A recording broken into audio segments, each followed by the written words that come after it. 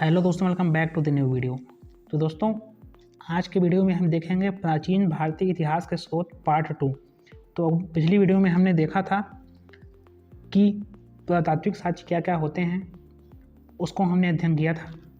तो अगर आपने वो वीडियो नहीं देखा है तो पहले जाके उस वीडियो को देख लीजिए। उसके बाद आज की वीडियो में हम चर्चा करेंगे प्राचीन भारतीय इतिहास के स्रोत। ये हमारा दूसरा पार्ट रहने वाला है। दोस्तों, आज की वीडियो में हम देखने वाले हैं साहित्यिक स्रोत। साहित्यिक स्रोत से क्या क्या हमें प्राचीन भारतीय इतिहास के बारे में पता चलता है, तो इसी का अध्ययन हम इस वीडियो में करने वाले हैं।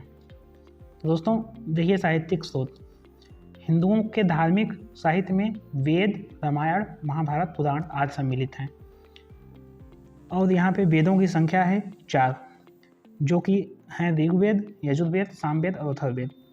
तो सबसे पहले हम ऋग्वेद के बारे में देख लेते हैं। तो ऋग्वेद को सबसे पुराना वेद माना जाता है। इसे 1500 से 1000 ईसा पूर्व के बीच रचा माना जाता है। इसमें कुल 1028 सूक्त हैं। और इसके प्रमुख देवताओं की बात करें तो यहाँ पे इंद्र, अग्नि, वरुण, सोम, सूर्य आदि इसके प्रमुख देवता हैं। तो ऋग्वेद को हम लोग सबसे पुराना वेद कह सकते हैं। ठीक है। तो दोस्तों बात करें यजुर्वेद की, तो यहाँ पे यह यज्ञ और अनुष्ठानों से जुड़ा हुआ है। इस वेद में यज्ञ की विधि और कर्मकांडों के नियम हैं, जैसे अग्निहोत्र यज्ञ, अश्वमेध यज्ञ, राजसूय यज्ञ आदि। तो यजुर्वेद अनुष्ठानों से जुड़ा हुआ है। यज्ञ के बारे में यहाँ पता चलता है और यहाँ पे विभिन्न यज्ञ की विधि, कर्मकांडों के नियम यहाँ पे दिए हुए हैं। अगला है सामवेद। इसे संगीत का वेद कहा जाता है। इसमें कुल 1810 सूक्त हैं और इस वेद को भारतीय संगीत का जनक भी माना जाता है। ठीक। तो अगला है अथर्ववेद। अथर्ववेद में समाज और जनजीवन से अधिक संबंधित है। इसमें जादू, टोना, औषधि, रोग निवारण, भूत प्रेत बाधा और तंत्र मंत्र जैसी बातें मिलती हैं। बात करें यहाँ पे, देखिए वेदों के कुछ उपवेद भी होते हैं, उनकी क्या विशेषताएं हैं तो ये भी हम देख लेते हैं। वेद मैंने आपको बता दिया कि 4 होते हैं, ऋग्वेद, यजुर्वेद, सामवेद, अथर्ववेद। तो यहाँ पे देख लेते हैं इनके उपवेद क्या होते हैं।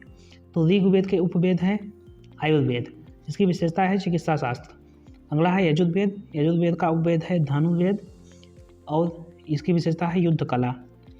और यहाँ पे अगला है सामवेद। सामवेद की उपवेद है गंधर्ववेद, इसकी विशेषता है कला और संगीत। अगला है अथर्ववेद। अथर्ववेद का उपवेद है शिल्पवेद और इसकी विशेषता है भवन निर्माण। तो ये आपको ध्यान रखना है कि चारों वेदों के एक एक उपवेद होते हैं। ऋग्वेद का आयुर्वेद, यजुर्वेद का धनुर्वेद, सामवेद का गंधर्ववेद और अथर्ववेद का शिल्पवेद। दोस्तों अगला है उपनिषद।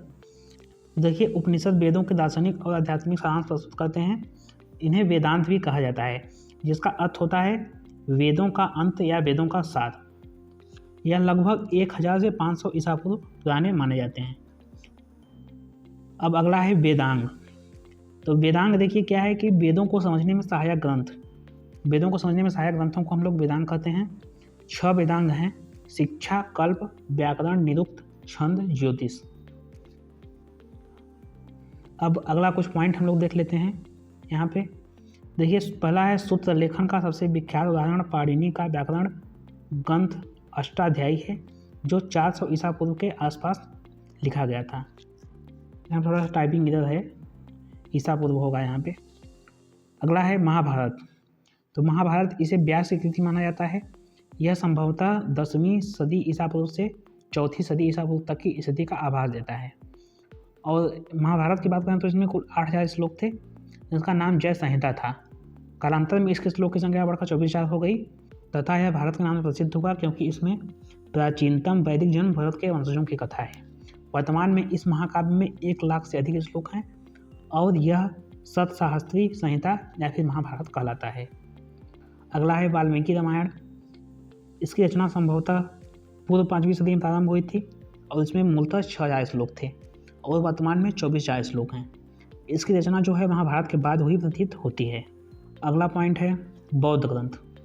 देखिए, बौद्ध ग्रंथों से भी हमें प्राचीन भारत के इतिहास के बारे में बहुत कुछ पता चलता है। तो प्राचीनतम बौद्ध ग्रंथ पाली भाषा में लिखे गए थे। यह मगध अर्थात दक्षिण बिहार में बोली जाती थी। इन ग्रंथों से मगध, उत्तरी बिहार और पूर्वी उत्तर प्रदेश के कई शासकों के बारे में जानकारी मिलती है। ऐसा विश्वास था कि गौतम के रूप में जन्म लेने से पहले बुद्ध 550 से अधिक पूर्व जन्मों से गुजरे थे, जिनका वर्णन जातक कथाओं में है। तो जातक कथाओं में देखिए काल्पनिक कथाएं हैं, उनमें ऐसा विश्वास करते हैं, जो बौद्ध को मानने वाले लोग हैं विश्वास करते हैं कि गौतम के रूप में जन्म लेने से पहले भगवान बुद्ध 550 से अधिक पूर्व जन्मों से गुजरे थे। तो जिन कथाओं में इनका वर्णन है उन्हीं को जातक कथाएं बोलते हैं। तो अगला है जैन ग्रंथ। जैन ग्रंथ से भी हमें जो है प्राचीन भारतीय इतिहास के बारे में बहुत पता चलता है। तो जैन ग्रंथों की रचना प्राकृत भाषा में हुई थी। ईसा की 6ठी सदी में गुजरात के वल्लभी नगर में इन्हें अंतिम रूप से संकलित किया गया था। तो अब कुछ पॉइंट्स हैं, इनको भी हम देख लेते हैं। धर्म सूत्र, स्मृतियाँ और टीकाएँ, इन तीनों को मिलाकर धर्मशास्त्र कहा जाता है। धर्म सूत्रों का संकलन 500 से 200 ईसा पूर्व हुआ था। अगला है कौटिल्य का अर्थशास्त्र, अत्यंत महत्वपूर्ण विधि ग्रंथ है। यह 15 अधिकरणों या खंडों में विभक्त है। इसमें प्राचीन राजतंत्र व अर्थव्यवस्था के अध्ययन के लिए महत्वपूर्ण सामग्री मिलती है। अगला है कुछ प्राचीनतम तमिल ग्रंथ भी हैं जो संगम साहित्य में संकलित हैं। संगम साहित्य के प्रमुख ग्रंथ तोलकाप्पियम, शिल्पाधिकारम, मणिमेखले आदि हैं। तो ये भी आपको ध्यान रखना है। अगला है शूल्ब सूत्र, जो कि वेदों के कल्प सूत्र का हिस्सा माना जाता है। में यज्ञ वेदी के निर्माण के लिए विभिन्न प्रकार के मापों का विधान है और ज्यामिति और गणित का अध्ययन भी यहीं से आरंभ होता है, शूल्ब सूत्र से ही। तो यह भी आपको ध्यान रखना है कि ज्यामिति और गणित का अध्ययन यहीं से आरंभ होता है। तो ये मैंने आपको बता दिया कि प्राचीन भारतीय इतिहास के स्रोत में साहित्यिक स्रोत क्या क्या हैं। तो अगर आपको वीडियो पसंद आया तो वीडियो को लाइक करें, चैनल को सब्सक्राइब करें। मिलते हैं नेक्स्ट वीडियो में पार्ट 3 के साथ। और अगले वीडियो में हम लोग देखेंगे कि विदेशी यात्रा के विवरण में, प्राचीन भारतीय इतिहास स्रोत में जो विदेशी यात्रा का विवरण है वहाँ से क्या क्या चीज़ें हमें देखने को मिलती है।